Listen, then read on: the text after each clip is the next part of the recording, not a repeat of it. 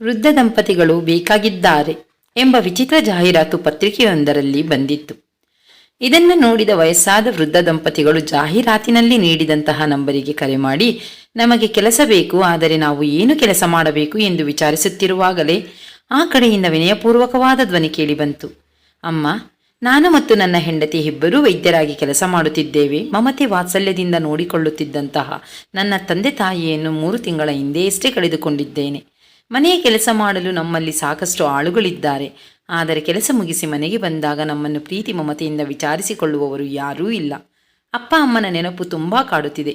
ಮಗನೇ, ಇವತ್ತು ಏಕೆ ತಡವಾಯಿತು, ಸರಿಯಾದ ಸಮಯಕ್ಕೆ ಊಟ ಮಾಡಿದೆಯೋ ಇಲ್ಲವೋ ಎಂದು ವಾತ್ಸಲ್ಯ ತೋರಿಸುವವರು ಯಾರೂ ಇಲ್ಲ ಎಂದು ಹೇಳುತ್ತಿರುವಾಗಲೇ ವೃದ್ಧ ದಂಪತಿಗಳ ಕಣ್ಣಲ್ಲಿ ನೀರು ತಂತಾನೆ ತುಂಬಿತು. ಸ್ನೇಹಿತರೆ, ಇದು ಎಂತಹ ವಿಪರ್ಯಾಸವಲ್ಲವೇ? ತಂದೆ ತಾಯಿಯರು ಬದುಕಿರುವಾಗಲೇ ಅವರನ್ನು ಗೌರವದಿಂದ ಕಾಣೋಣ.